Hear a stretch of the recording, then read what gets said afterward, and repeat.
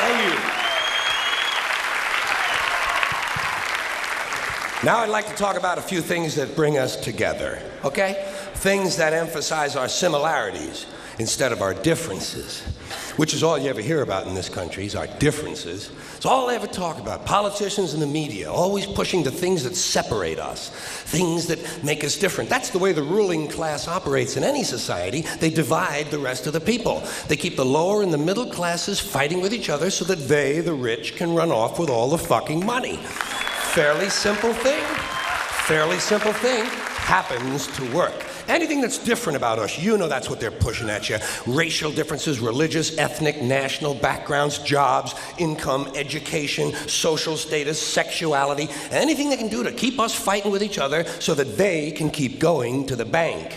You know how I describe the economic and social classes in this country?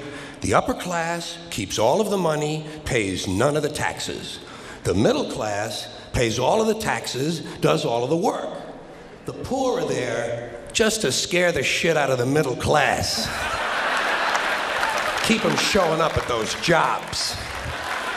So, in the midst of stirring up the shit myself a little bit from time to time, which I enjoy, I do like knowing I can always come back to those little things that make us all the same. Little moments we share, universal moments, things that are so unimportant to us we hardly ever mention them to each other. Do you ever look at your watch and then you don't know what time it is? So you look again and you still don't know the time. And you look a third time and somebody says, "What time is it?" You say, "I don't know." Do you ever notice how sometimes all day Wednesday, you keep thinking it's Thursday? And it happens over and over all day long. And then the next day, you're all right again. Do you ever find yourself standing in one of the rooms in your house and you can't remember why you went in there?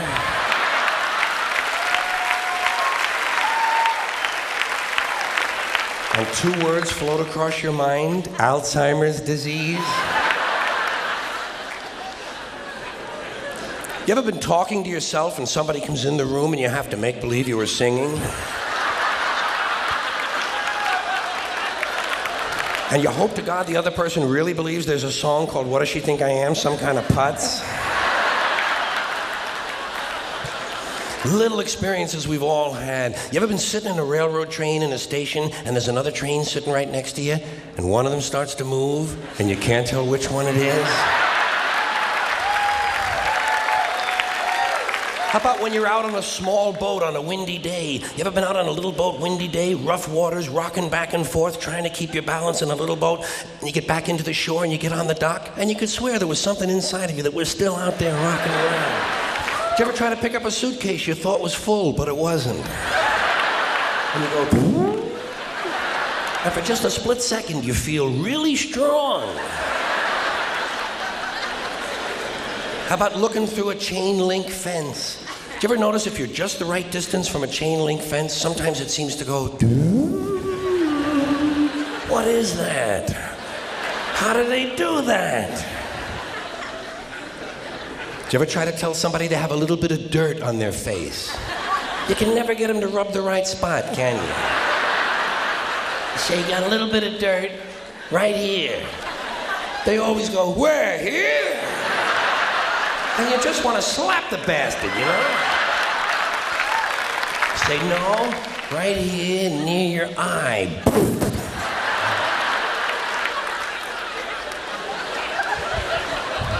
Do you ever notice how awful your face looks in a mirror in a restroom that has fluorescent lights? Every cut, scrape, scratch, scar, scab, bruise, boil, bump, pimple, zit, wart, welt, and abscess you've had since birth all seem to come back at the same time. And all you can think of is, I gotta get the fuck out of here before they think I really look like this.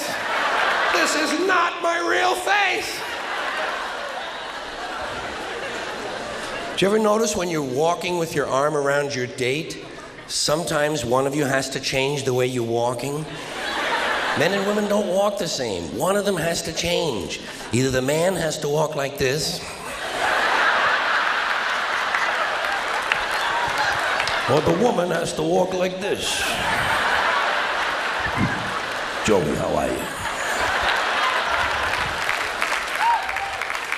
How about when you're walking up a flight of stairs and you think there's one more step?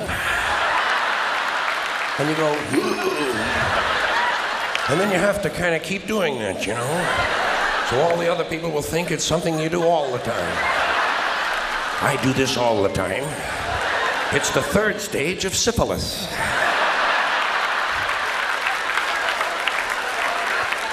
Same thing happens when you're going down the stairs, doesn't it? You could swear there was one more step. Holy shit. My hips are in my chest.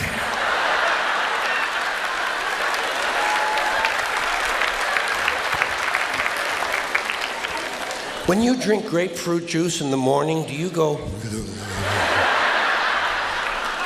I do too. Why do we drink it? It's like ice cream throat. You know when you've been eating ice cream real fast and you get that frozen spot on the back of your throat and there's nothing you can do about it because you can't reach it to rub it, you just have to kind of wait for it to go away? And it does. Then what do? Eat more ice cream. What are we, fucking stupid? Did you ever wake up in the late afternoon? Sorry. Did you ever go to sleep in the late afternoon, wake up after dark, and you don't know what goddamn day it is? And you think, maybe it's yesterday. How about when you're lying with your head on the pillow? Did you ever notice when you have your head on the pillow, if you close the bottom eye, the pillow is down there. Then if you switch eyes, the pillow moves up there. Whoa, holy shit, Dave, look at this. The mystery of the moving pillow. I think it's related to the chain link fence mystery, myself.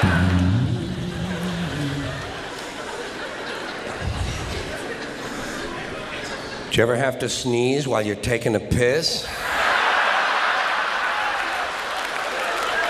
It's frightening, isn't it?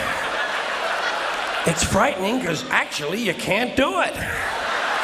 It's physically impossible to sneeze while pissing. Your brain won't let it happen. Your brain says, stop pissing! We're going to sneeze now!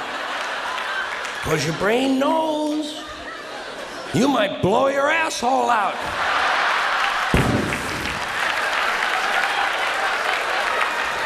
And wind up having to paint the entire apartment.